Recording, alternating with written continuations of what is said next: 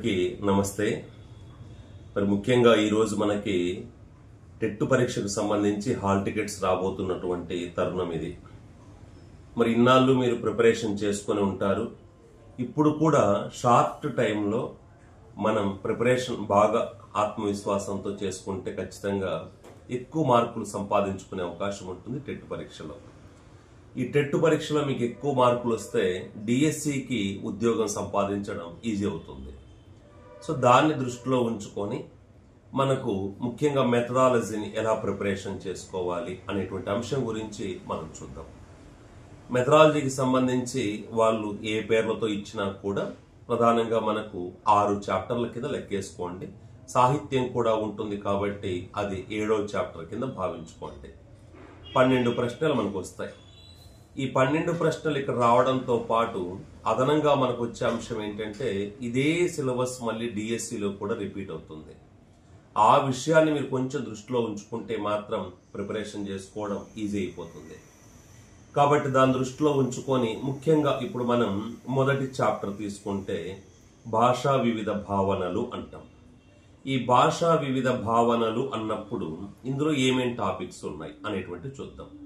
ముఖ్యంగా భాష యొక్క నిర్వచనాలు కానీ, తర్వాత భాషోత్పత్తి వాదాలు కానీ, భాష యొక్క లక్షణాలు, తర్వాత భాష యొక్క స్వరూప స్వభావాలు, తర్వాత భాష పట్ల విభిన్న వ్యక్తుల అభిప్రాయాలు, భాష ప్రయోజనాలు, తర్వాత గ్రాంధిక భాష, వ్యవహారిక భాష, మాండలిక భాష, ప్రామాణిక భాష, మాతృభాషగా తెలుగు, బోధనా మాధ్యమంగా తెలుగు, తర్వాత అధికార భాషగా తెలుగు, ద్వితీయ భాషగా తెలుగు, త్రిభాషా సూత్రం, మాతృభాష బోధన లక్ష్యాలు, స్పష్టీకరణలు అని ఉంటాయి।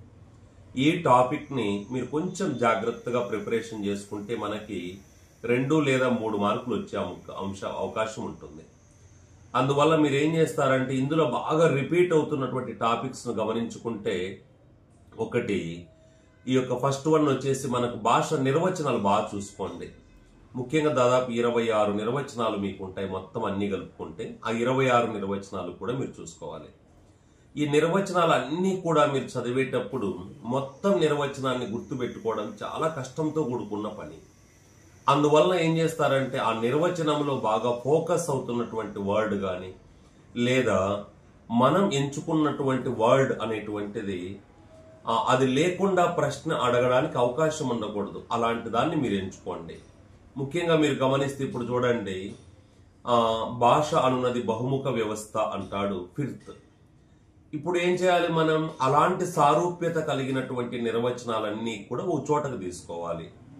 ఇప్పుడు చూడండి మౌఖిక ధ్వనుల స్వతంత్ర వ్యవస్థ అంటాడు సైమన్ పాటర్, సంక్లిష్ట వ్యవస్థ అంటాడు హాకెట్, సంక్లిష్టమైన దృగ్విషయం అంటారు ఎస్కే వర్మ, ఎన్ కృష్ణస్వామి, తర్వాత స్వచ్ఛంద వాచక సంకేతాల వ్యవస్థ అంటారు బ్లాచ్ ట్రాగర్, ఈ విధంగా అలిఖితమైనటువంటి చట్టాల వ్యవస్థ అని చెప్పనంటారు। కాబట్టి ఆ నిర్వచనాలన్నీ కూడా అలా సారూప్యత కలిగినటువంటివన్నీ ఓ చోట తెచ్చుకుంటే ప్రిపరేషన్ ఈజీ చూడండి।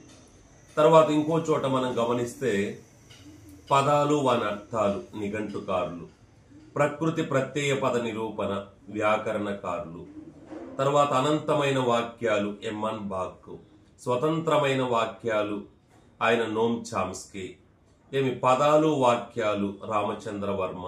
ఈ విధంగా మీరు నిర్వచనాలన్నీ కూడా సారూప్యత కలిగినటువంటివన్నీ ఓ చోటకు మీరు పెట్టుకున్నారంటే ప్రిపరేషన్ అనేటువంటిది ఈజీ అయిపోతుంది। సో దాన్ని దృష్టిలో ఉంచుకొని నిర్వచనాలు అయితే బాగా చూసుకోండి, మస్ట్ అండ్ షుడ్ గా పెట్టుంటుంది। ఇక మరొకటి ఉత్పత్తి వాదాలు, భాషోత్పత్తి వాదాలు, వీటిపైన కూడా కంపల్సరీ బిట్ వచ్చే అవకాశం ఉంటుంది।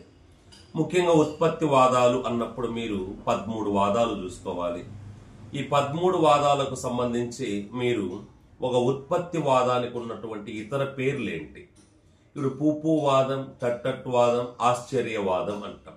ఈ 3 ఒక వాదానికి ఉన్న పేర్లు। మౌఖిక అభినయవాదం, టక్ టక్ వాదం అనేటువంటి ఇంకో వాదానికి ఉన్న పేర్లు, లేదా దైవదత్తవాదం, దైవ ప్రసాదవాదం, భగవదత్తవాదం, ప్రాచీనవాదం, అలౌకికవాదం, ఇవన్నీ ఒక వాదానికి ఉన్నటువంటి పేర్లు। ఆ విధంగా వాదానికి ఉన్నటువంటి ఇతర పేర్లు మీరు బాగా తెలుసుకోవడానికి ప్రయత్నం అయితే చేయండి। ఇక వాదాలకు సంబంధించి రెండవ ప్రశ్న ఎలా వచ్చే అవకాశం ఉంటుంది అంటే, ఒక వాదాన్ని ప్రతిపాదించిన వ్యక్తి ఎవరు? మనకు అక్కడ ఒక 4 వాదాలకు తప్పితే మిగతా అన్నిటికీ ప్రతిపాదించిన వాళ్ళు ఉంటారు. ఇప్పుడు ఏకమూల భాషావాదం ప్రతిపాదించిన వ్యక్తి ఉండరు. సమాలోచనావాదం ప్రతిపాదించిన వ్యక్తి ఉండరు. తర్వాత క్రమ పరిణామ వికాసవాదం, దీనికి కూడా ప్రతిపాదించినటువంటి వ్యక్తి ఉండరు. 3 వాదాలకు లేరు, మిగతా వాటికి ఉంటారు. కాబట్టి వాదాన్ని ప్రతిపాదించిన వ్యక్తి ఎవరు? వాదంలో ఉన్నటువంటి కాన్సెప్ట్ ఏంటి? ఎప్పుడైనా కూడా సింగిల్ వర్డ్ గుర్తుంచుకోవడానికి ట్రై చేయండి. భగవంతుడు ప్రసాదించాడు, భగవదత్తవాదం అంటాం. తర్వాత పశుపక్ష్యాదులు అరుపులు అనగానే మనకు అనుకరణవాదం అంటాం. ప్రకృతి ప్రకంపనలు అనగానే డింగ్ డాంగ్ వాదం అంటాం. తర్వాత సైగలు ఆశ్చర్యం, మనం బాధ, భయం, ఆశ్చర్యం, కోపం ఇలాంటి భావోద్వేగాలు కలిగినప్పుడు అది పుప్పువాదం అంటాం. మానవుని యొక్క శ్రమ యోహిహో వాదం అంటాం. ఈ విధంగా మీరు ఆ వాదంలో ఉన్నటువంటి కాన్సెప్ట్ తెలుసుకోవడానికి ట్రై చేయండి. తర్వాత ఈ వాదాలను ఖండించిన వ్యక్తులు ఎవరు, అది కూడా తెలుసుకోండి. తర్వాత ఒక వాదం ఖండించిన తర్వాత వెలుగులోకి వచ్చిన మరొక వాదం ఏంటి? ఈ విధంగా 5 రకాల ప్రశ్నలు మీరు తెలుసుకుంటే వాటితో పాటు వాదాలు ప్రతిపాదించిన వ్యక్తులు జతపరచండి, వాదాలు కాన్సెప్ట్లు జతపరచండి, సరైన వ్యాఖ్యలు గుర్తించండి. అలాంటివి మీరు కొద్ది జాగ్రత్తగా చూసుకోవడానికి ట్రై చేయండి. మస్ట్ అండ్ షుడ్గా దీంట్లో కూడా ఒక ప్రశ్న వచ్చే అవకాశం ఉంటుంది. ఇక తర్వాత చిన్న చిన్న టాపిక్స్ కొన్ని ఉన్నాయి. భాష యొక్క లక్షణాలు ఏంటి, స్వరూప స్వభావాలు ఏంటి, తర్వాత భాష ప్రయోజనాలు ఏంటి, ఇలాంటి అంశాలు అవి కూడా కొద్దిగా జాగ్రత్తగా చూడండి. వీటితో పోల్చుకుంటే కొద్దిగా ప్రిఫరెన్స్ తక్కువ ఇవ్వండి.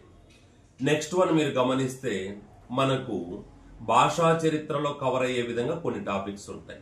గ్రాంధిక భాష, వ్యవహారిక భాష, మాండలిక భాష, ప్రామాణిక భాష. ఈ 4 కూడా కొద్ది జాగ్రత్తగా చూసుకోండి. అంటే ఒక గ్రాంధిక భాష అంటే ఏంటి, వాటి యొక్క లక్షణాలు ఏంటి, తర్వాత వాటికి సంబంధించి అదనపు సమాచారం ఏదైనా ఉంటే అది. ఇప్పుడు వ్యవహారిక భాష అంటే ఏంటి, లక్షణాలు అంటే ఏంటి, తర్వాత వ్యవహారిక భాషోద్యమం జరిగింది కదా, దాని గురించి జాగ్రత్తగా చూసుకోండి. ఈ తర్వాత నెక్స్ట్ వన్ ప్రామాణిక భాష అంటే ఏంటి, మాండలిక భాష, మాండలిక భాషలో వర్గీకరణలు. ఈ విషయాలు చూసుకున్నారంటే మీరు ఖచ్చితంగా ఈజీగా మార్క్స్ స్కోర్ చేసుకునే అవకాశం ఉంటుంది. ఇక తర్వాత మనం గ్రాంధిక, వ్యవహారిక, మాండలిక, ప్రామాణిక భాషల తర్వాత మనం చూడాల్సినటువంటిది మాతృభాష ఒకటి, బోధనా మాధ్యమం ఒకటి, అధికార భాషగా ఒకటి, ద్వితీయ భాషగా తెలుగు. ఈ 3 టాపిక్లలో కంపల్సరిగా మనకు ఒక బిట్ వచ్చే అవకాశం ఉంటుంది. ముఖ్యంగా మీరు గమనిస్తే ఆ మాతృభాష యొక్క నిర్వచనాల మీద ప్రశ్న వచ్చే అవకాశం ఉంటుంది. లేదు మనకు నెక్స్ట్ వచ్చేసి బోధనా మాధ్యమంగా తెలుగు అన్నాం అనుకోండి, వాటిల్లో మనకి ముఖ్యంగా బోధనా మాధ్యమంగా తెలుగు కావాలి అని ప్రతిపాదించినటువంటి, అభిప్రాయపడినటువంటి ఆ యొక్క కమిటీలు కానీ కమిషన్లు కానీ వాటి గురించి జాగ్రత్త పడండి. ఎందుకంటే మనకు అక్కడ ఏమేం కమిటీలు వచ్చాయి, ఏ సంవత్సరంలో వచ్చాయి అనేటువంటి విషయం జాగ్రత్తగా చూసుకోండి. ఈ తర్వాత నెక్స్ట్ వన్ అధికార భాషగా తెలుగు. ఇది ఒక పెద్ద టాపిక్. అది అయితే సమాచారం బాగా సేకరించుకోండి.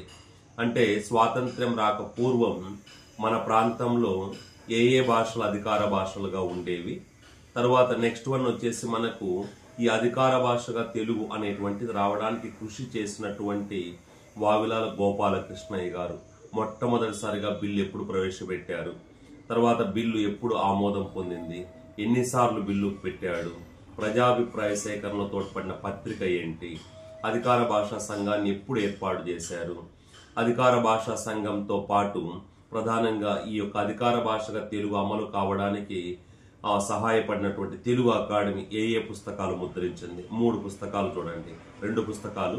అయితే అంతకుముందు అయ్యదేవర కాళేశ్వరరావు గారు కూడా ఒక పుస్తకం. ఆయన తయారు చేసిందేమో పారిభాషం. ఇక తర్వాత వచ్చేసి నెక్స్ట్ వన్ వచ్చేసి ఆయన పారిభాషిక పదకోశం తయారు చేపిస్తే తెలుగు అకాడమీ పరిపాలనా న్యాయ పదకోశం ఒకటి, తర్వాత కార్యాలయ పదావళి అనేటువంటిది ఒకటి. ఇవి ఏ సంవత్సరంలో తయారైనాయి వాటి గురించి తెలుసుకోండి. ఇక తర్వాత ఉమ్మడి ఆంధ్రప్రదేశ్ రాష్ట్రంలో అధికార భాషా సంఘం అధ్యక్షులుగా పనిచేసిన వారెవరు, వాళ్ళు ఏ విషయంలో ప్రత్యేకత చూపారు, అదైతే ఖచ్చితంగా జాగ్రత్తగా చూసుకోండి. ఇక నెక్స్ట్ వన్ మీరు గమనిస్తే మనకు ప్రస్తుతం ఆంధ్రప్రదేశ్ అంటే విభజిత ఆంధ్రప్రదేశ్ రాష్ట్రం యొక్క అధ్యక్షులుగా పనిచేసిన వాళ్ళు ఇప్పటికి ముగ్గురు. పొట్లూరి హరికృష్ణ ఒకరు, తర్వాత నెక్స్ట్ వన్ యార్లగడ్డ లక్ష్మీప్రసాద్ ఒకరు, తర్వాత నెక్స్ట్ వన్ వచ్చేసి మనకు పి విజయబాబు ఒకరు. ఈ ముగ్గురు. ఆ విషయాలు కొంచెం జాగ్రత్తగా గుర్తుపెట్టుకోండి. ఇక తర్వాత ఈ చాప్టర్ లో మీరు మస్ట్ అండ్ షుడ్ గా తెలుసుకోవాల్సిన ఒక టాపిక్ ఉంది. ఆ టాపిక్ ఏంటంటే మనకు ఆ యొక్క లక్ష్యాలు, స్పష్టీకరణలు. అసలు గమ్యం అంటే ఏంటి, ఉద్దేశం అంటే ఏంటి, లక్ష్యం అంటే ఏంటి, స్పష్టీకరణ అంటే ఏంటి. ముఖ్యంగా గమ్యం అనగానే సుదీర్ఘ కాలంలో సాధించదగింది గమ్యం అంటాం. విద్యా ప్రణాళిక మొత్తం మీద విద్యార్థుల్లో మనం తీసుకురాదగినటువంటి ప్రవర్తన మార్పుల మొత్తాలని గమ్యాలు అంటారు. ఇవి సాధించవచ్చు, సాధించలేకపోవచ్చు అంటాం. తర్వాత ఉద్దేశం తీసుకుంటే సంవత్సరాంతానికి సాధించదగినది ఉద్దేశం అంటాం, అకాడమిక్ ఇయర్ ఎండింగ్ లోపల. తర్వాత ఇక్కడ మీరు గమనిస్తే ఆ ఉద్దేశం అనేటువంటివి పాఠ్య ప్రణాళిక ద్వారా విద్యార్థుల్లో మనం తీసుకురాదగినటువంటి ప్రవర్తన మార్పులు మొత్తాలు అంటాం. ఇక లక్ష్యం అంటే ఏంటి? లక్ష్యం అనగానే ఒక విషయాన్ని మనం బోధించిన తర్వాత విద్యార్థుల్లో మనం ఆశిస్తున్న ప్రవర్తన మార్పులు మొత్తాలే లక్ష్యాలు అంటాం. ఈ లక్ష్యాలు స్వల్ప కాలంలో సాధించదగినవి అంటాం. ఇటువంటి విషయాలు. స్పష్టీకరణలు అంటే ఏంటి? స్పష్టీకరణ అనగానే బోధనా లక్ష్యాల యొక్క సూక్ష్మ రూపాలని స్పష్టీకరణలు అంటాం. బోధనా లక్ష్యాలను ప్రవర్తన రూపంలో వివరించే వాటిని స్పష్టీకరణలు అంటాం. తర్వాత మూల్యాంకనంలో ప్రశ్నల తయారీకి తోడ్పడేటువంటి వాటిని స్పష్టీకరణలు అంటాం. తర్వాత ఉపాధ్యాయుని బోధనా కృత్యానికి ప్రాతిపదికలు, విద్యార్థుల అభ్యసనానికి సాక్ష్యాలుగా భావించేటువంటివి స్పష్టీకరణలు అంటాం. కాబట్టి ఇలాంటి వాటి గురించి మీరు కొంచెం జాగ్రత్త పడుతూ, తర్వాత మన తెలుగు భాషా బోధనకి 10 లక్ష్యాలు ఉంటాయి. జ్ఞానము, అవగాహన, వినియోగం, రసానుభూతి, భాషాభిరుచి, సముచిత మనోవైఖరులు. తర్వాత మానసిక చలనాత్మక రంగంలో సృజనాత్మకత, సంస్కృతి సంప్రదాయాలు, భాషాంతరీకరణం, నైపుణ్యాలు. సో వీటిని వాటికి స్పష్టీకరణలు అంటే వీటిని తెలుసుకుంటూ మనం వాటికి స్పష్టీకరణలు బాగా తెలుసుకున్నామంటే ఖచ్చితంగా ఈ చాప్టర్ బాగా కరెక్ట్ అయిపోతుంది. మనకు మార్కులు ఖచ్చితంగా వచ్చే అవకాశం ఉంటుంది. కాబట్టి మార్కులు మీరు అక్కడ ఖచ్చితంగా సంపాదించుకోవాలంటే ఒకటి భాష నిర్వచనాలు, రెండో అంశం వచ్చేసి ఆ యొక్క భాషోత్పత్తి వాదాలు, మూడవది వచ్చేసి మాతృభాష, బోధనా మాధ్యమం, అధికార భాషగా తెలుగు అదొకటి.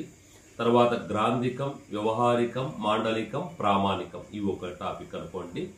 లక్ష్యాలు, స్పష్టీకరణలు వీటి గురించి బాగా చూసుకొని టైం తక్కువ ఉన్నప్పుడు చాలా ఈజీగా ఆ టాపిక్స్ మాత్రం ప్రిపరేషన్ చేసుకోండి. ఈ చాప్టర్ మొత్తం కవర్ అయిపోతుంది మీకు. ఇక రెండవ చాప్టర్ కింద తీసుకుంటే మనకి సిలబస్లో అయితే ఈసారి చూపించలేదు ఏది భాషా నైపుణ్యాలు అనేటువంటిది. కానీ ఎంత చూపించకపోయినా కూడా తెలుగు భాషా బోధన అంటేనే మనం విద్యార్థుల్లో పెంచవలసినటువంటి భాషా సామర్థ్యాలు అదే కదా. సో దాన్ని దృష్టిలో ఉంచుకొని మనం వాళ్ళు సిలబస్లో చూపించకపోయినా కూడా మనం ప్రిపరేషన్ చేసుకోవడం అనేటువంటిది అత్యుత్తమం నా సలహా అయితే మాత్రం. అందుకే నేను కోచింగ్ సెంటర్లో కూడా ఇదే విషయాన్ని చెప్పాను, వాళ్ళ క్లాస్ చెప్పడం కూడా జరిగింది. అసలు భాషా నైపుణ్యాలు అంటే ఏంటి, వాటి వర్గీకరణ ఏంటి, కొన్ని అంశాలు మనకు అక్కడ ఉండకపోయినా కూడా మనం తెలుసుకోవాలి.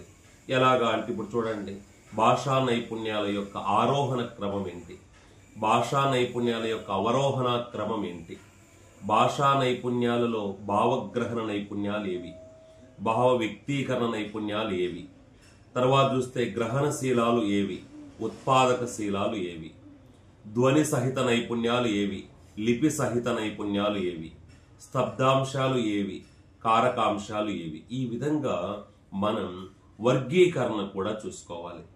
ఆ వర్గీకరణ మీద ఎక్కువ సందర్భాల్లో ప్రశ్న వస్తుంటుంది. ఇక నెక్స్ట్ వన్ మనం శ్రవణం అంటాం. ఈ శ్రవణం అనగానే శ్రవణ నైపుణ్యం అంటే ఏంటి? ఎందుకంటే మళ్ళీ మళ్ళీ చెప్తున్నా, కొన్ని ప్రశ్నలు అక్కడ మనకు కనిపించకపోయినా కూడా మనం అవగాహనతో ఆన్సర్ చేసేలా ఉండాలి.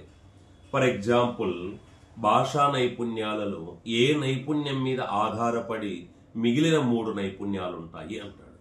అక్కడ మనం శ్రవణం చెప్పాలి. తర్వాత మరొక మంచి ప్రశ్న ఇక్కడ ఉంటుంది, భాషా బోధనలో ప్రథమ సోపానం ఏదంటే భాషణం చెప్పాలి. కానీ ఒక విద్యార్థి భాషను నేర్చుకోవడంలో ప్రథమ సోపానం అనగానే శ్రవణం చెప్పాలి. కాబట్టి విద్యార్థి భాషను నేర్చుకోవడంలో ప్రథమ సోపానం శ్రవణం అయితే, ఉపాధ్యాయుడు తన భాషా బోధనలో మొట్టమొదటగా నేర్పించవలసిన నైపుణ్యం భాషణం. ఇలాంటి విషయాలు కొన్ని జాగ్రత్త పడాలి. శ్రవణ నైపుణ్యం యొక్క లోపాలేంటి, శ్రవణ నైపుణ్యం యొక్క ఉద్దేశాలేంటి, శ్రవణ నైపుణ్యాన్ని పెంపొందించే మార్గాలేంటి, అంటే కార్యక్రమాలేంటి, ప్రాథమిక దశలో అయితే ఏం చేస్తావు, మాధ్యమిక దశలో అయితే ఏం చేయాలి, ఉన్నత దశలో అయితే ఏం చేయాలి, ఇలాంటి విషయాలు కొన్ని జాగ్రత్తగా తెలుసుకుంటే శ్రవణ నైపుణ్యం నాకు తెలిసి మీరు 45 మినిట్స్లో నేర్చేసుకోవచ్చు. భాషణం ఇది కూడా చాలా ఇంపార్టెంట్ టాపిక్. అసలు భాషణం అంటే ఏంటి, తర్వాత భాషణం తర్వాత వచ్చేసి అందులో మనం తెలుసుకోవాల్సిన విషయాలు ముఖ్యంగా వచ్చేసి భాషణ నైపుణ్యాన్ని పెంపొందించే కార్యక్రమాలు ఏంటి, వాటిల్లో సంభాషణలు కానీ, ప్రశ్నావళి కానీ, తర్వాత శిశు గేయాలు కానీ, అభినయ గేయాలు కానీ, వక్తృత్వం కానీ, కథాకథనము కానీ, గోష్ఠి కానీ, చర్చలు కానీ, వర్ణనలు కానీ, నాటకీకరణం, ఇలాంటి విషయాల మీద కొంచెం జాగ్రత్త పడండి. ఈజీగా మనకు బిట్ వచ్చే అవకాశం ఎక్కువ ఉంటుంది భాషణంలో. ఇక మరొకటి పఠనం అంటాం. పఠనం అంటే ఏంటి, ఈ పఠనంలో ముఖ్యంగా మీరు తెలుసుకోవాల్సింది చూపు మేర అంటే ఏంటి, పలుకు మేర అంటే ఏంటి, తర్వాత పురోగమన వాంగ్నయనమితి అంటే ఏంటి, తిరోగమన వాంగ్నయనమితి అంటే ఏంటి, తర్వాత నెక్స్ట్ వన్ మీరు గమనిస్తే ఆ యొక్క దృష్టి ఆవర్తిత దోషం అంటే ఏంటి. పఠనా నైపుణ్యాల్లో రకాలు చాలా మంది ఇంకా 2 రకాల్లోనే ఉన్నారు. తప్పమ్మ, జాగ్రత్త పడండి మీరందరూ కూడా. అక్కడ మనం ప్రధానంగా చదివే తీరును బట్టి 2 రకాలు. ఒకటి గుర్తుపెట్టుకోండి, అక్కడ బాహ్య పఠనం ఒకటి, మౌన పఠనం ఒకటి. బాహ్య పఠనంలో మళ్ళీ 2 రకాలు ఉంటాయి. ఒకటి వ్యక్తిగత పఠనం అంటాం, 2 సామూహిక లేదా తరగతి పఠనం అంటాం. విషయ గ్రహణను బట్టి 2 రకాలు ఉంటాయి. ఒకటి క్షుణ్ణ పఠనం అంటాం, 2 విస్తార పఠనం అంటాం. ఇప్పటికీ 6 వచ్చాయి. మండూకప్లుతి పఠనం అంటే ఏంటి, తర్వాత నెక్స్ట్ వన్ మీరు గమనిస్తే ఆదర్శ పఠనం అంటే ఏంటి, ఉపాధ్యాయుడు చేసేది ఆదర్శ పఠనం. అనుగుణ లేదా అనుకరణ పఠనం అంటే ఏంటి, విద్యార్థి చేసేటువంటి దాన్ని అనుగుణ లేదా అనుకరణ పఠనం అంటాం. ఇక తర్వాత నెక్స్ట్ వన్ వచ్చేసి మనకు ఇంకా 2 రకాలు ఉన్నాయి. వాటి కూడా శీఘ్ర పఠనం ఒకటి, సమాచార పఠనం ఒకటి. ఈ విధంగా పఠనా నైపుణ్యాన్ని మనం తొందరగా నేర్చుకోవడానికి కూడా అవకాశం ఉంటుంది, నైపుణ్యం కూడా ఉంటుంది. ఈ లేఖన నైపుణ్యానికి అంత ఎక్కువ ప్రాధాన్యత ఉండదు, కానీ మనకు అక్కడ పఠన బోధనా పద్ధతులు కూడా చెప్పాలి. పఠన బోధనా పద్ధతుల్లోనే మనకు ఎక్కువగా ప్రశ్న వచ్చే అవకాశం ఉంటుంది. వాటిల్లో మీరు ప్రధానంగా గమనిస్తే అక్షర పద్ధతి అంటే ఏంటి, దాంట్లో 2 రకాలు ఉంటాయి. ప్రాచీన అక్షర పద్ధతి ఒకటి, నవీన అక్షర పద్ధతి ఒకటి. ఇక్కడ ప్రశ్న కూడా కొంచెం అప్లికేషన్ మెథడ్లో అడుగుతాడు, మనం జాగ్రత్త పడాలి. ఎలాగా అంటే ఇప్పుడు చూడండి, ఒక ఉపాధ్యాయుడు విద్యార్థులకు అక్షరాలను, తరువాత గుణింతాలను, తరువాత ఒత్తులను, తరువాత సరళమైన పదాలను, తరువాత కఠినమైన పదాలను వరుస క్రమంలో చదవడం నేర్పించాడు. ఇక్కడ ఆ ఉపాధ్యాయుడు పాటించినటువంటి పద్ధతి ఏది అని అడుగుతాడు. అడిగినప్పుడు మనం వెంటనే ప్రాచీన అక్షర పద్ధతి అనాలి. అలా కాకుండా ఒక ఉపాధ్యాయుడు విద్యార్థులకు వర్ణమాలలో తరచుగా రానటువంటి అక్షరాలను తీసివేసి మిగిలిన అక్షరాలను పఠనం చేయడం నేర్పించాడు. ఇక్కడ ఆ ఉపాధ్యాయుడు పాటించిన పద్ధతి ఏది అని అడుగుతారు. అప్పుడు మనం నవీన అక్షర పద్ధతి చెప్పాలి. లేదా ఒక ఉపాధ్యాయుడు విద్యార్థులకు వర్ణమాలలోని అక్షరాలను వరుస క్రమంలో నేర్పించకుండా ఆకార సామ్యము కలిగినటువంటి వర్ణాలను వర్గాలుగా చేసి విద్యార్థులకు పఠనం నేర్పించాడు. ఇక్కడ ఆ ఉపాధ్యాయుడు పాటించిన పద్ధతి ఏది అని అడుగుతాడు.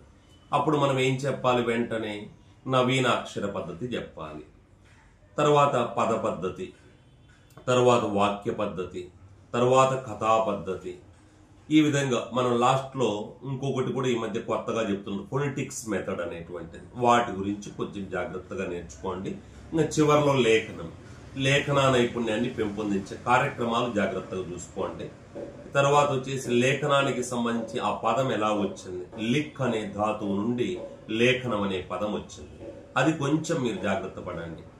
తర్వాత లిపి నుండి డిపి వచ్చిందా, డిపి నుండి లిపి వచ్చిందా, డిపి నుండి లిపి వచ్చిందని చెప్పిన వారెవరు, లిపి నుండి డిపి వచ్చిందని చెప్పిన వారెవరు, ఇలాంటి విషయాలు కొంచెం జాగ్రత్త పడితే ఈ చాప్టర్ కూడా ఈజీగా కంప్లీట్ అవుతుంది.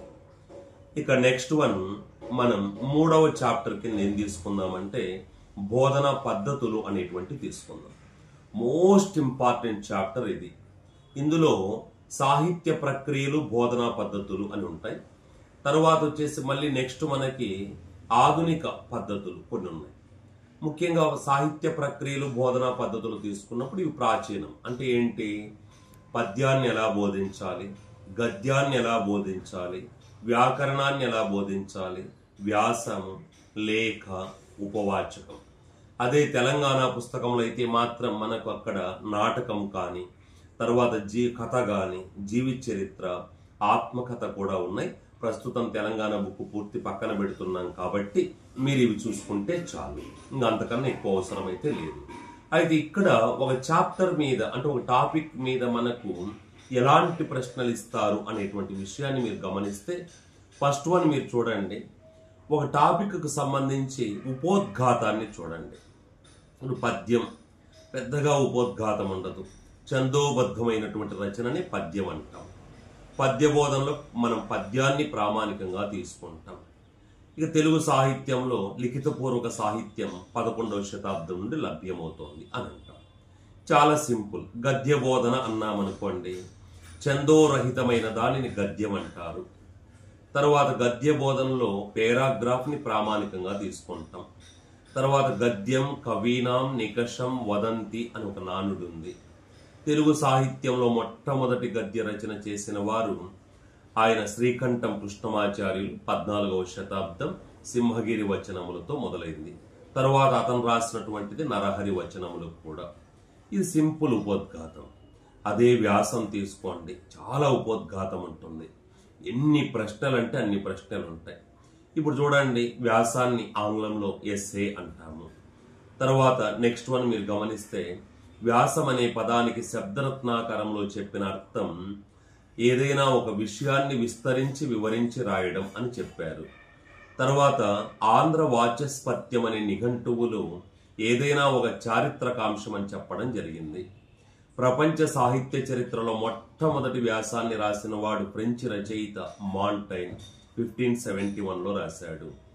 తర్వాత ఆంగ్ల సాహిత్యానికి వ్యాసాన్ని పరిచయం చేసిన వాడు ఫ్రాన్సిస్ బేకన్ 1626లో పరిచయం చేశాడు. ఆయన 2 వ్యాస సంపుటులు రాశాడు. మైసెల్ఫ్ అనేటువంటిది ఒకటి, బేకన్ ఎస్సేస్ అనేటువంటిది మరొకటి. వీటిని తెలుగులోకి అనువాదం చేసిన వారు కిలాంబి రామానుజాచార్యులు. ఇక తర్వాత తెలుగు సాహిత్యంలో మొట్టమొదటి వ్యాసం రాసినటువంటి వ్యక్తి ఆ యొక్క సామినేని ముద్దు నరసింహం. ప్రమేయాలు అనే పేరుతో రాశాడు. 8 ప్రమేయాలు రాశాడు. మరి అవి 1875 అనుకుంటాను ఆ పీరియడ్ లో రాశాడు. 75, 57 సంథింగ్ ఉంది, ఆ పీరియడ్ లో రాశాడు. ఈ తర్వాత అవన్నీ కూడా మనకు హితవాది అనే పత్రికలో ప్రచురించబడ్డాయి. తర్వాత వాటిని హితసూచని అనే శీర్షికతో పుస్తక రూపంలో కూడా ముద్రించడం జరిగింది. తర్వాత వ్యాసాన్ని ఉపన్యాసం అన్నవారు కందుకూరి వీరేశలింగం పంతులు, సంగ్రహం అన్నవారు పరవస్తు వెంకట రంగాచార్యులు, వ్యాసం అనే పదాన్ని మొదట ఉపయోగించిన వారు గురజాడ అప్పారావు వ్యాస చంద్రికలో. తర్వాత పానుగంటి వారి సాక్షి వ్యాసాలు రావడానికి కారణమైనటువంటివి మనకు ప్రధానంగా చూస్తే అక్కడ మనకు అడిసన్ అనే వ్యక్తి రచించిన స్పెక్టేటర్ వ్యాసాలు, తర్వాత వదలబోతు వ్యాసాలు, ఇవి రాసినట్లుగా భావిస్తున్న వ్యక్తి మనకు పప్పూరి రామాచార్యులు. ఇవి మొత్తం 50. ఇవి దొరకడానికి కారణమైనటువంటి వ్యక్తి మొత్తం 22 దొరికాయి. ఆ 22 దొరకడానికి కారణమైన వ్యక్తి పక్కా గురురాయాచార్యులు. ఇలా ఉపోద్ఘాతం చాలా ఉంటుంది. ఆ ఉపోద్ఘాతాలన్నీ కూడా మీరు తెలుసుకోవాలి. ఉపోద్ఘాతం అయిపోయిన తర్వాత ప్రతి ప్రక్రియకు ఒక ఉద్దేశం ఉంటుంది. అంటే పద్య ఉద్దేశం అంటే ఏంటి, ఎందుకు అని ప్రశ్నించుకుంటే వచ్చే సమాధానమే ఉద్దేశం అంటాం. అంటే పద్యాన్ని ఎందుకు బోధించాలి, గద్యాన్ని ఎందుకు బోధించాలి, వ్యాసాన్ని ఎందుకు బోధించాలి, వ్యాకరణాన్ని ఎందుకు బోధించాలి, ఇలా ఉద్దేశం ఉంటుంది. ఇప్పుడు పద్య బోధన అన్నామనుకోండి, ఆనందానుభూతిని కలిగించడం, రసానుభూతిని కలిగించడం, హృదయ ద్రవీకరణ కలిగించడం, సాహిత్యాభిలాషను కలిగించడం, పద్య పఠనం దిశగా ప్రోత్సహించడం, ఇలాంటి ఉద్దేశాలు. అన్నీ కాకపోయినా మొదటి మూడైనా మనం నేర్చుకోవాలి, అదొకటి. తర్వాత ఉద్దేశాలు అయిపోయిన తర్వాత బోధనా పద్ధతులు బాగా తెలుసుకోండి. ఈ బోధనా పద్ధతులు ఎలాగుంటుంది అంటే కొన్ని చిన్న చిన్న మార్పులతో మనకు తేడాలు ఉంటాయి, అవి గమనించుకోవాలి మనం. ఫర్ ఎగ్జాంపుల్, ఉపాధ్యాయుడు పద్యాన్ని ఆదర్శ పఠనము చేసిన తరువాత ప్రతి పదానికి అర్థము చెప్పకుండా కేవలం కఠినమైన పదాలకు మాత్రమే అర్థాలు చెప్పి పద్య భావాన్ని గ్రహింపజేసే పద్ధతి పూర్ణ పద్ధతి అంటాం. ఇక్కడ చూడండి, ప్రతి పదానికి అర్థము చెప్పకుండా అన్నాం. 2, ఉపాధ్యాయుడు పద్యాన్ని ఆదర్శ పఠనము చేసిన తరువాత ప్రతి పదానికి అర్థము చెబుతూ పద స్వరూప స్వభావాలు విడమరిచి చెబుతూ పద్య భావాన్ని గ్రహింపజేసే పద్ధతి ఖండ పద్ధతి అంటాం. దానికి దీనికి తేడా ఏంటి? ప్రతి పదానికి అర్థము చెప్పకుండా పూర్ణ పద్ధతి, ప్రతి పదానికి అర్థము చెబుతూ ఖండ పద్ధతి. నెక్స్ట్ వెంటనే ప్రతిపదార్థ పద్ధతి తెలుసుకోండి. అన్వయ క్రమంలో ప్రతి పదానికి అర్థము చెబుతూ అన్నామనుకోండి, అప్పుడు అది ప్రతిపదార్థ పద్ధతి అవుతుంది. అంటే ఇక్కడ చూడండి, ప్రతి పదానికి అర్థం చెప్పకుండా పూర్ణ పద్ధతి, ప్రతి పదానికి అర్థము చెబుతూ ఖండ పద్ధతి, అన్వయ క్రమంలో ప్రతి పదానికి అర్థము చెబుతూ ప్రతిపదార్థ పద్ధతి. ఇట్లా తేడాలుంటే వాటిని ఈజీగా మీరు గమనించుకోండి. కాబట్టి మీరు అక్కడ బోధనా పద్ధతులు అన్నీ తెలుసుకోండి. బోధనా పద్ధతులతో పాటు సోపానాలు, ఉపసోపానాలు, ప్రవేశం అంటే ఏంటి, ప్రదర్శనం అంటే ఏంటి, తర్వాత పునర్విమర్శ అంటే ఏంటి, గైహికం అంటే ఏంటి. ఇప్పుడు గైహికం ఎందుకు ఇవ్వాలి అని అడుగుతాడు. ఏం చెప్పాలి సమాధానం? అభ్యసన పునర్బలనం ఒకటి, తర్వాత విరామకాల సద్వినియోగం ఒకటి, పఠన లేఖన నైపుణ్యాల అభివృద్ధి ఒకటి. ఈ మూడిటి కోసమే గైహికం ఇస్తాం. పునర్విమర్శలో ప్రశ్నలు ఏ జ్ఞానానికి సంబంధించినవై ఉండాలి అని అడుగుతాడు. ఖచ్చితంగా గుర్తుపెట్టుకోండి, విషయ జ్ఞానం, భాషా జ్ఞానం, సాహిత్య జ్ఞానం. ఇలా మనకు ఇంకా ప్రదర్శనలో సోపానాల వరుస క్రమం ఏంటి, ఫస్ట్ ఉపసోపానం ఏంటి, రెండవది ఏంటి, మూడవది ఏంటి, నాలుగవది ఏంటి, ఐదవది ఏంటి, ఇలా. అయితే పద్య బోధనలో, గద్య బోధనలో ఒక ఉపసోపానం తర్వాత మరొక ఉపసోపానం మీద ప్రశ్న అడిగే అవకాశం ఉంటుంది. కానీ వ్యాకరణం, వ్యాసం, లేఖ, ఉపవాచకం వీటిల్లో అయితే మాత్రం తక్కువ ఉపసోపానాలు ఉంటాయి. కాబట్టి వాటి వరుస క్రమం అడిగేందుకు అవకాశం ఉంటుంది. సో దాన్ని దృష్టిలో ఉంచుకొని మనం ఈ మొత్తం సాహిత్య ప్రక్రియలు, బోధనా పద్ధతులు అన్ని కూడా తెలుసుకోవాల్సి ఉంటుంది. చూడవలసింది ఆధునిక బోధనా పద్ధతులు అంటాం. మస్ట్ అండ్ షుడ్ గా బిట్ వచ్చేటువంటి టాపిక్స్ లో ఇవి కూడా ఒకటి. ఖచ్చితంగా మనకైతే మాత్రం ఒక ప్రశ్న ఛాన్స్ ఉంటుంది. ఇక్కడ మీరు నేర్చుకోవాల్సిన టాపిక్స్ క్రీడా పద్ధతి, కిండర్ గార్డెన్ పద్ధతి, మాంటిసోరీ పద్ధతి, డాల్టన్ పద్ధతి, కృత్యాధార పద్ధతి, ప్రాజెక్టు పద్ధతి, కార్యక్రమిత అభ్యసనం, తర్వాత పర్యవేక్షిత అధ్యయనం, తర్వాత నెక్స్ట్ వన్ మీరు గమనిస్తే బృంద బోధన, సూక్ష్మ బోధన, ఇంకా వీలైతే బహుళ తరగతి బోధన. చిన్న చిన్న టాపిక్స్. ఈ టాపిక్స్ లో నుండి ఖచ్చితంగా మనకైతే ఓ ప్రశ్న వచ్చే అవకాశం ఉంటుంది. వీలైతే 2 వచ్చినా ఆశ్చర్యపోవాల్సిన పని అయితే లేదు. ఈ పద్ధతులన్నింటినీ కూడా మీరు గమనించేటప్పుడు పద్ధతి ప్రతిపాదించింది ఎవరు, ఒకవేళ స్కూల్ ఏమన్నా స్థాపించారా, ఎక్కడ స్థాపించారు, ఏ నగరంలో స్థాపించారు, ఏ సంవత్సరంలో స్థాపించారు, ఆ పద్ధతి ప్రతిపాదించినప్పుడు పద్ధతిలో ఉన్నటువంటి ప్రధానమైనటువంటి విషయం ఏంటి.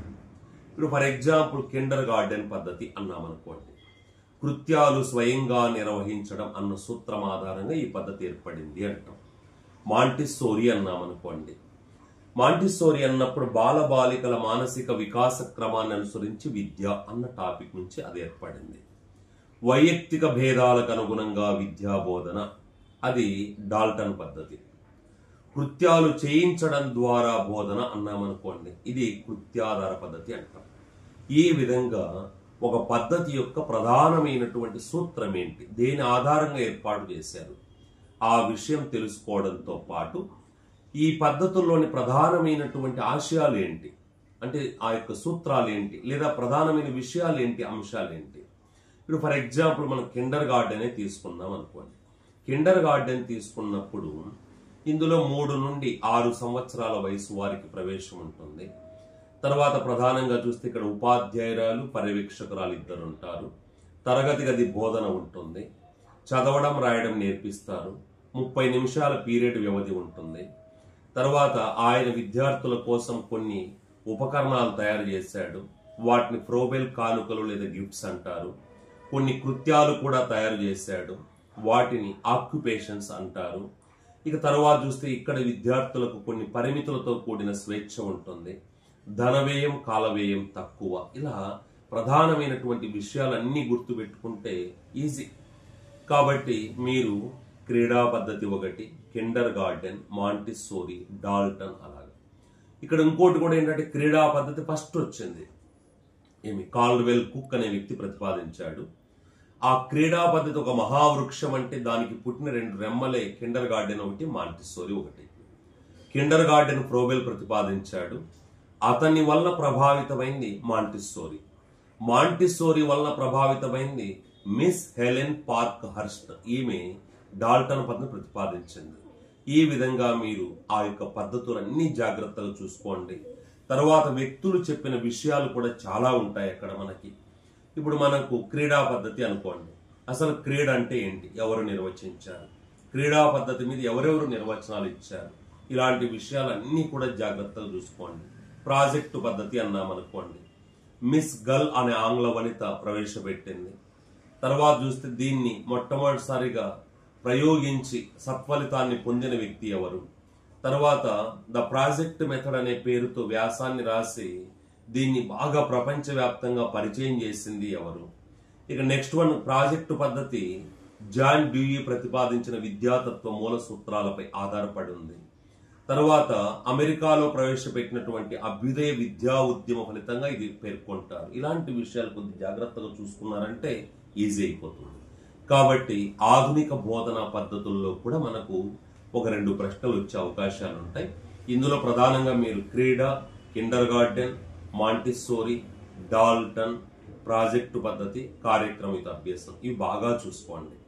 సాహిత్య ప్రక్రియలు బోధనా పద్ధతులు తీసుకుంటే పద్యం, గద్యం, వ్యాకరణం, వ్యాసం ఈ 4 బాగా చూసుకోండి. ఖచ్చితంగా మీకు ఇక్కడ 2 నుంచి 4 వరకు ప్రశ్నలు వచ్చే అవకాశం ఉంటుంది. జాగ్రత్త పడండి. ఇక మరొక చాప్టర్ ప్రణాళికలు, పాఠ్య గ్రంథాలు అంటాం. ఇక్కడ కూడా మీరు మనకు 2 బిట్లు వచ్చే అవకాశం ఉంటుంది. తక్కువలో తక్కువ. ఒకవేళ ఏదన్నా ఒకటితో కూడా ఆగిపోయిన ఆశ్చర్యపోవాల్సిన పని లేదు. ప్రణాళికలు అనగానే ప్రణాళికలు సంబంధించిన నిర్వచనాలు ఉన్నాయి. వైడోర్ కానీ, జాన్ అర్జెంటీ నిర్వచనం కానీ, అలెన్ లైకాన్ది కానీ, కన్ఫ్యూషియస్ కానీ, తర్వాత నెక్స్ట్ వన్ మళ్ళీ మనం గమనిస్తే బెంజమిన్ ఫ్రాంక్లిన్ది కానీ, వీటితో పాటు విద్యా ప్రణాళిక నిర్వచనాలు కూడా ఉన్నాయి. అక్కడ వించ్ది కానీ, ఆల్బర్ట్ది కానీ, తర్వాత కన్నింగ్హామ్ది కానీ, 1986 జాతీయ విద్యా విధానం కానీ, వాళ్ళ నిర్వచనాలన్నీ జాగ్రత్తలు చూసుకోండి. తర్వాత ప్రణాళికల మీద కూడా మనకి ఎలాంటి ప్రశ్నలు అడిగే అవకాశం ఉంటుంది అంటే, 1 ప్రణాళికకు ఇతర పేర్లు ఏంటి, 2 ఈ ప్రణాళికకు సంబంధించి మన కాన్సెప్ట్ ఏముంటుంది. ఇప్పుడు చూడండి, విద్యార్థి సర్వతోముఖాభివృద్ధికి తోడ్పడి అన్ని అంశాలు గల ప్రణాళిక విద్యా ప్రణాళిక అంటాం. అదే ఆధునిక సమాజంలో విద్యార్థి జీవించడానికి అవసరమయ్యే అన్ని అంశాలు గల ప్రణాళిక విషయ ప్రణాళిక అంటాం. ఒక తరగతికి కేటాయించిన పాఠ్యాంశాలు నెలల వారీగా విభజించుకోవడమే వార్షిక ప్రణాళిక అంటాం. తర్వాత ఉపాధ్యాయుడు విద్యార్థులకు ఒక యూనిట్ మొత్తం బోధించడానికి అవసరమైన అంశాలు గల ప్రణాళిక యూనిట్ ప్లాన్, సమగ్ర ప్రణాళిక, అంశ ప్రణాళిక, పాఠ్య ప్రణాళిక అంటాం. తర్వాత ఛాత్రోపాధ్యాయుడు 45 నిమిషాల పీరియడ్ వ్యవధిలో బోధించడానికి అవసరమయ్యే అంశాలు గల ప్రణాళిక అది పీరియడ్ ప్లాన్ అంటాం. తర్వాత పాఠశాల అభివృద్ధి కోసం పాఠశాల అవసరాలు, పాఠశాల ఆదాయ వనరులు దృష్టిలో ఉంచుకొని తయారు చేసుకునే ప్రణాళికే ఆ యొక్క సంస్థాగత ప్రణాళిక అంటాం. దేశంలోని అన్ని రాష్ట్రాల విద్యార్థులు విధిగా అధ్యయనము చేయవలసిన అంశాలు గల ప్రణాళిక మౌలిక విద్యా ప్రణాళిక అంటాం. ఇవి కొంచెం జాగ్రత్తగా చూసుకోండి. ప్రణాళికలో ఉన్నటువంటి కాన్సెప్ట్ ఏంటి, ప్రణాళికను తయారు చేసే వాళ్ళు ఎవరు, విద్యా ప్రణాళిక ఇదేంటి, కేంద్ర ప్రభుత్వం నియమించిన ఒక నిపుణుల కమిటీ తయారు చేస్తుంది. విషయ ప్రణాళిక పాఠ్య ప్రణాళిక నిర్మాణ సంఘాలు అంటాం, లేదా విషయ ప్రణాళిక నిర్మాణ సంఘాలు అంటాం. తర్వాత ఆ యొక్క నెక్స్ట్ ఏంటి, వార్షిక ప్రణాళిక. ఒకప్పుడు డిసిఈబి, ఇప్పుడు ఎస్సీఈఆర్టీ, కానీ మనం తయారు చేసుకోవాలి ఉపాధ్యాయులుగా, అదొకటి. తర్వాత నెక్స్ట్ వన్ మీరు గమనిస్తే మరొకటి యూనిట్ ప్లాన్, తప్పనిసరిగా ఉపాధ్యాయుడు తయారు చేసుకోవాలి. పీరియడ్ ప్లాన్ ఛాత్రోపాధ్యాయుడు తయారు చేసుకోవాలి. తర్వాత నెక్స్ట్ వన్ సంస్థాగత ప్రణాళిక, head master, teachers, SMC members, ఎవరన్నా స్వచ్ఛంద సంస్థల ప్రతినిధులు, ఆ గ్రామంలో ఉన్నటువంటి ఆసక్తి చూపుతున్నటువంటి వ్యక్తులు. తర్వాత మౌలిక విద్యా ప్రణాళిక, ఇది కేంద్ర ప్రభుత్వం. ఈ విధంగా ఎవరు తయారు చేస్తారు అనే విషయం దృష్టిలో పెట్టుకోండి. మరొకటి, ఈ ప్రణాళికలు తయారు చేసేటప్పుడు దృష్టి ఉంచుకోవాల్సిన అంశాలు ఏంటి, ఆ విషయాలు దృష్టిలో పెట్టుకున్నారంటే మీకు ఖచ్చితంగా ఓ మార్కు వచ్చే అవకాశం ఉంటుంది. ఈ ప్రణాళికలకు సంబంధించి 7 ప్రణాళికలు, 7 కూడా ప్రిపరేషన్ చేసుకోవడానికి నాకు తెలిసి మీకు 2 గంటల కంటే ఎక్కువ పట్టదు. సింపుల్ గా ఎప్పుడైనా మన సబ్జెక్ట్ ను చదివేటప్పుడు తక్కువ సమయంలో సిలబస్ కంప్లీట్ కావాలి, మార్కు కన్ఫామ్ గా రావాలి. ఇలాంటి వాటిని మీరు కొంచెం జాగ్రత్త పడితే మాత్రం ఈజీగా ఉంటుంది. ఇక పాఠ్య గ్రంథాలు అంటాం. ఇక్కడ మీరు ప్రధాన వాచకం ఒకటి, ద్వితీయ భాషగా తెలుగు వాచకం ఒకటి, ఉపవాచకం ఒకటి, తర్వాత అధ్యాపక దర్శిని ఒకటి, సాధనా పుస్తకం, కృషి పుస్తకం అంట. ఈ 5 తెలుసుకోవాలి. అయితే 4 వదిలిపెట్టిన బాధ లేదు, కానీ ప్రధాన వాచకం మస్ట్ అండ్ షుడ్ గా చూసుకోండి. ఇందులో ప్రధానంగా మీకు వచ్చేసి అక్కడ మనకు ఒకటి బాహ్య లక్షణాలు ఏమేమి ఉంటాయి, అంతర్ లక్షణాలు ఏముంటాయి, ఆ సబ్జెక్టులో ప్రావీణ్యత ఉన్నా లేకపోయినా చెప్పగలిగే లక్షణాలు బాహ్య లక్షణాలు అంటాం. ప్రావీణ్యత ఉన్నటువంటి వ్యక్తి మాత్రమే చెప్పగలిగే లక్షణాలు అంతర్ లక్షణాలు అంటాం. బాహ్య లక్షణాలు అనగానే ముఖ చిత్రము కానీ, అట్ట కానీ, తర్వాత ధర కానీ, తర్వాత కాగితం కానీ, తర్వాత అక్షరాల సైజు కానీ, చిత్రాలు కానీ, ఇవన్నీ బాహ్య లక్షణాలు అంటాం.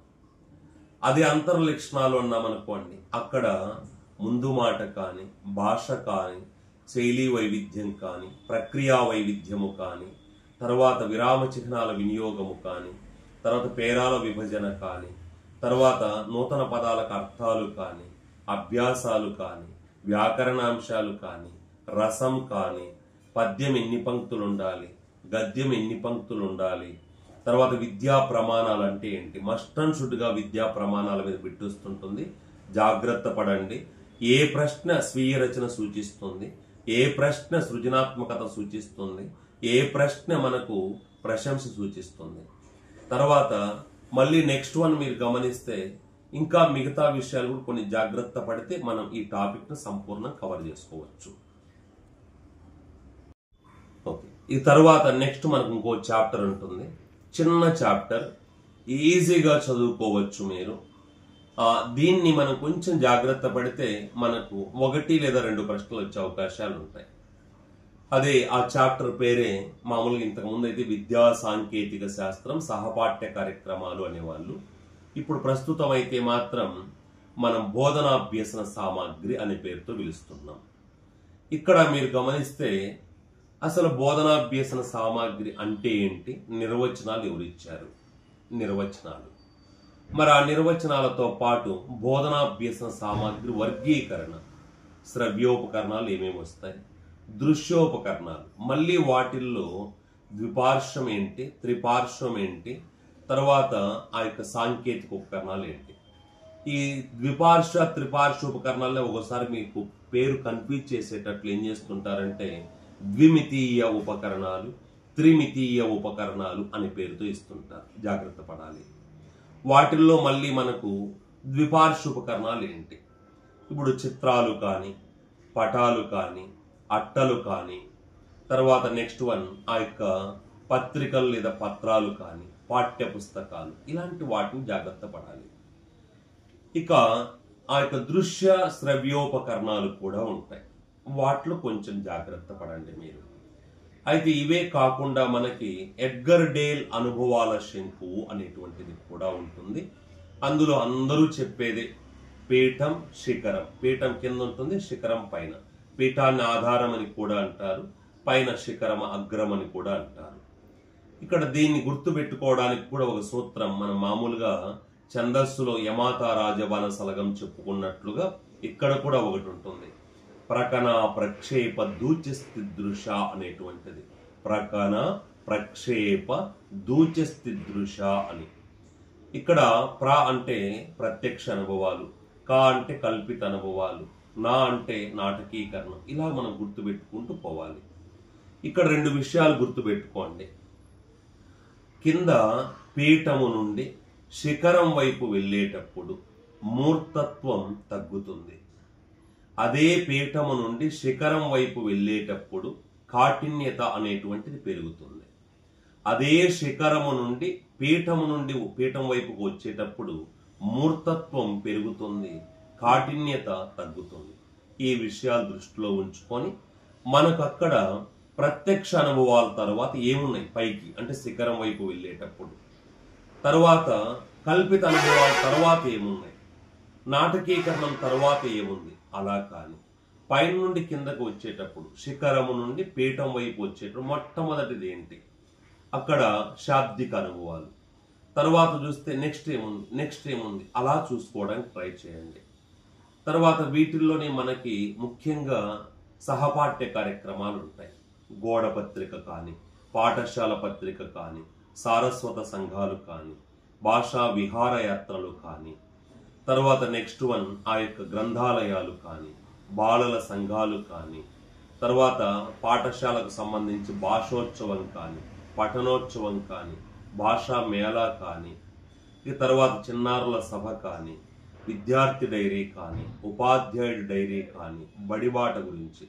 నాకు తెలిసి మీరు ఏదైనా ఒక టాపిక్ బాగా చదువుకునేటప్పుడు కొంచెం తల బద్దలయ్యేంత స్థాయిలో ఉంటే రిలీఫ్ కోసం ఈ టాపిక్ చదువుకోవచ్చు. మీరు ఎంత సింపుల్ అంటే మొత్తం ఈ టాపిక్ అంతా కూడా మీరు చదవడానికి నాకు తెలిసి 2 గంటల సమయం పట్టదు.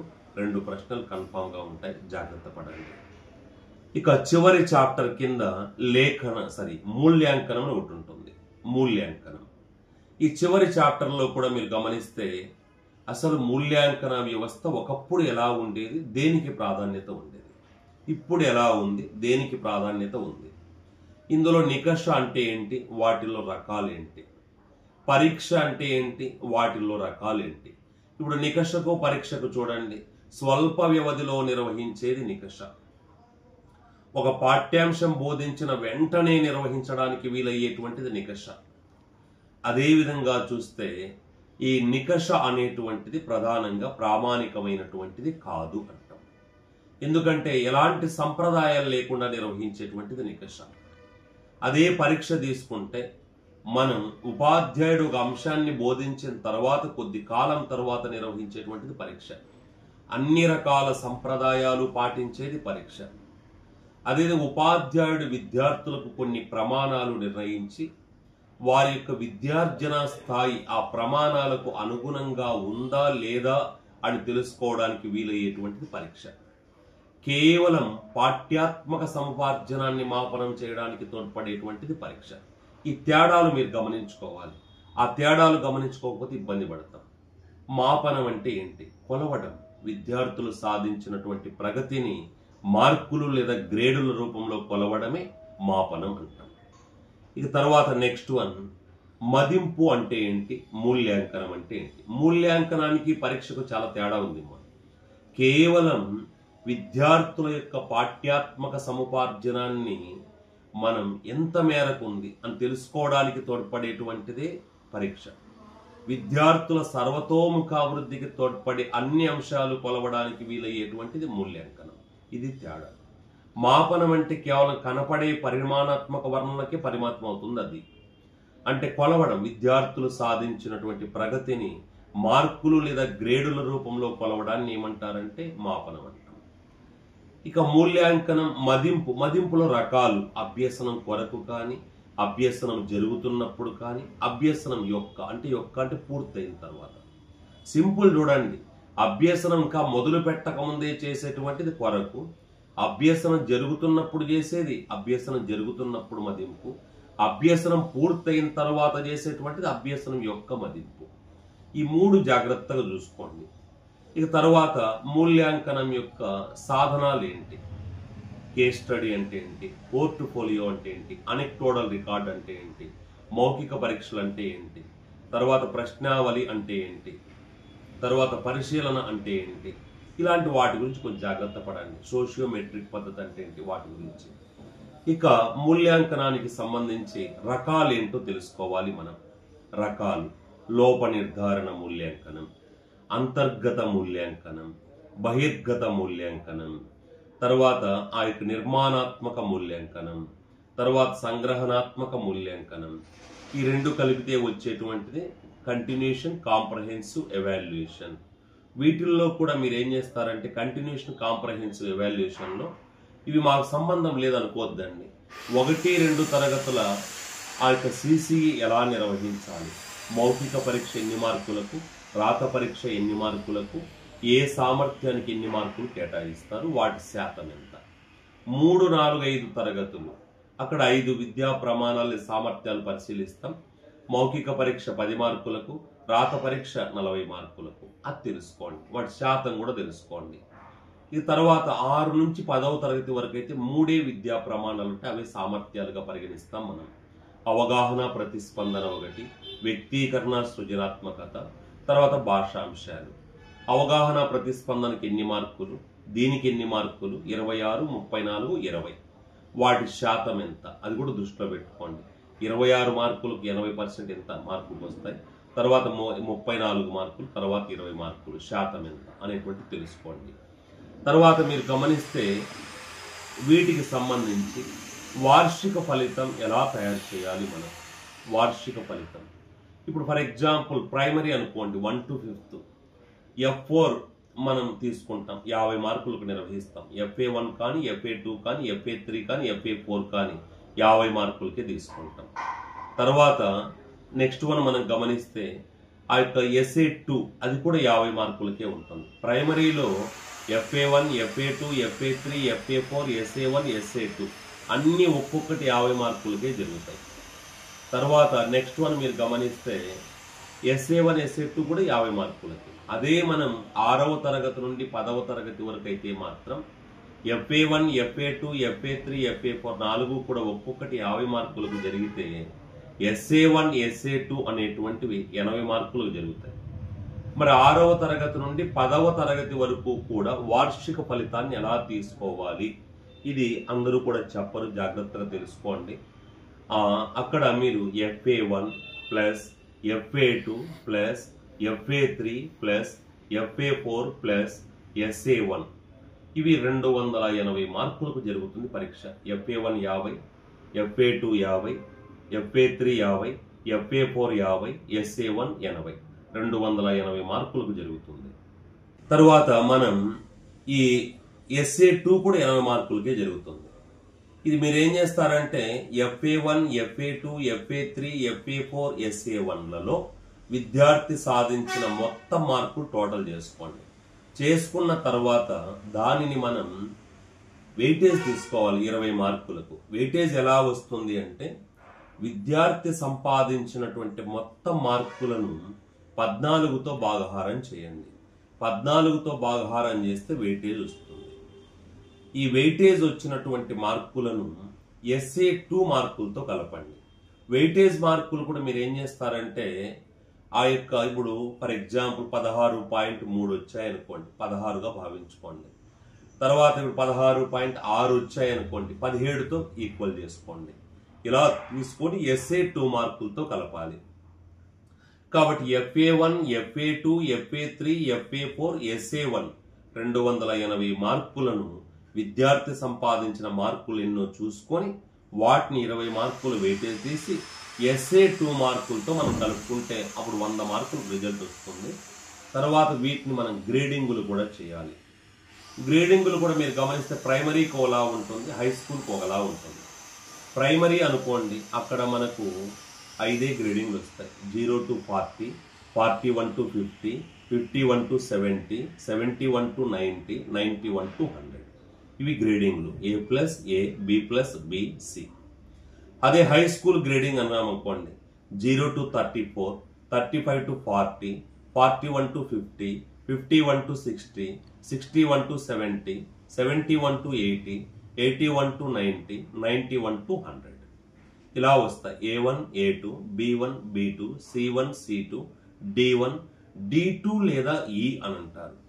కాబట్టి విద్యార్థి సాధించిన మార్కులకు మనం గ్రేడింగ్ కూడా చూపించవచ్చు, అడగచ్చు కూడా ప్రశ్న. ఎలా అడుగుతాడు ప్రశ్న అంటే, ఒక విద్యార్థి FA1, FA2, FA3, FA4, SA1, SA2 పరీక్షలలో వరుసగా ఇన్ని మార్కులు సాధించాడు. ఆ విద్యార్థి సాధించిన వార్షిక ఫలితం ఎన్ని మార్కులుగా నిర్ణయించవచ్చు, లేదా ఆ విద్యార్థి సాధించిన వార్షిక ఫలితం దృష్ట్యా ఆ విద్యార్థికి మనం ఏ గ్రేడ్ కేటాయించాలి అని అడుగుతారు. ఇలాంటి కొన్ని జాగ్రత్త పడండి. ఇక జాగ్రత్త పడిన తర్వాత మనం ఓవరాల్గా తీసుకుంటే మూల్యాంకనం యొక్క లక్షణాలు ఉంటాయి. విశ్వసనీయత అంటే ఏంటి, తర్వాత వస్తునిష్టత లేదా లక్ష్యాత్మకత అంటే ఏంటి, తర్వాత సప్రమాణత లేదా ప్రామాణికత అంటే ఏంటి, తర్వాత సమగ్రత లేదా వ్యాపకత అంటే ఏంటి, ఔపయోగికత అంటే ఏంటి, నిరంతరత అంటే ఏంటి, బోధనాభ్యసన ప్రక్రియలో మూల్యాంకనం అంతర్భాగం అంటే ఏంటి, ఇవి చూడాలి.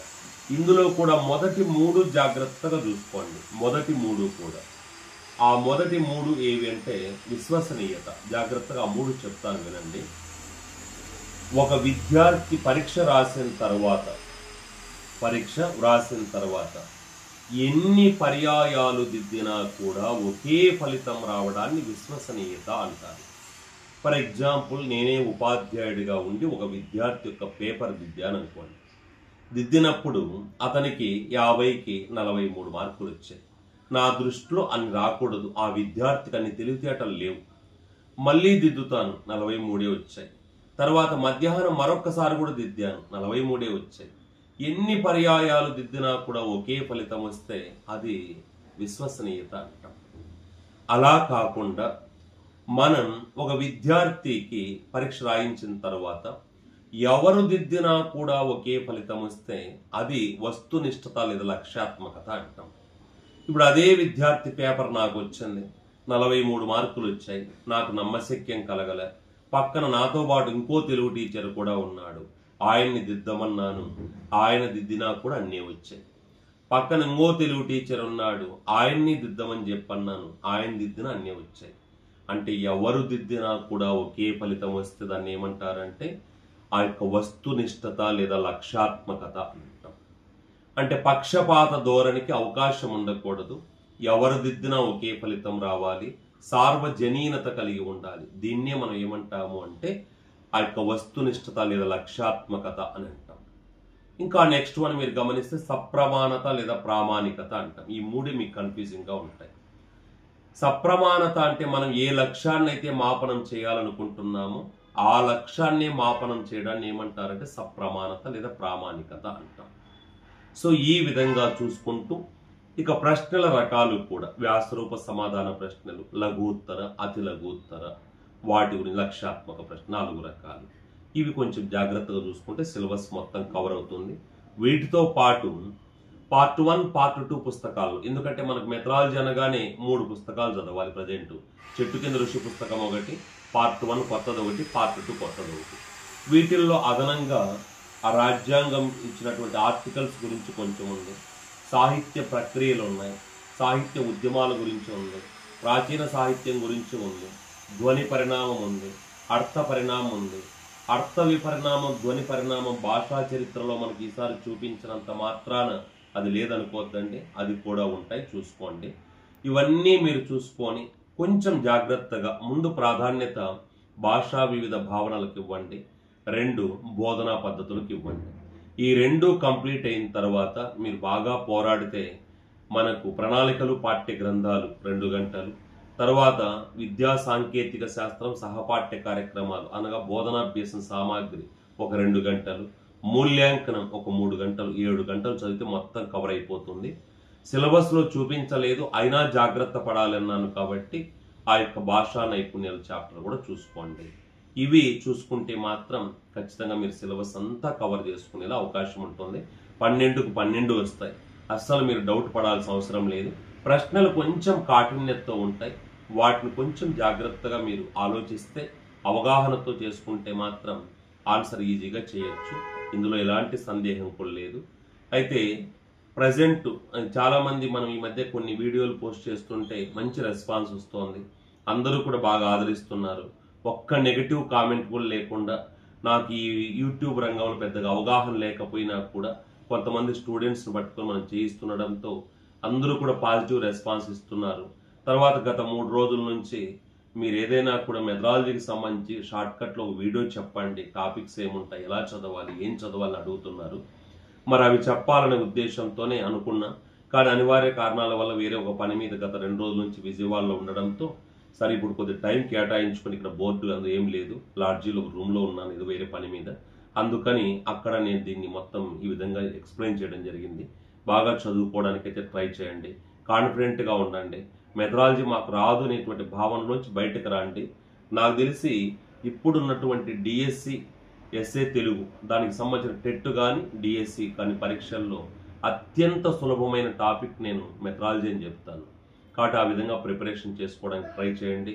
తర్వాత భవిష్యత్తులో ఇంకా ఇలాంటి వీడియోస్ ఎన్నో మనం చేయడానికి మీరు తప్పనిసరిగా మన YouTube channel Shri Karthikeya DSC Telugu ఛానల్ని మీరు సబ్స్క్రైబ్ చేసుకోండి, తెలిసిన వాళ్ళకి షేర్ చేయండి.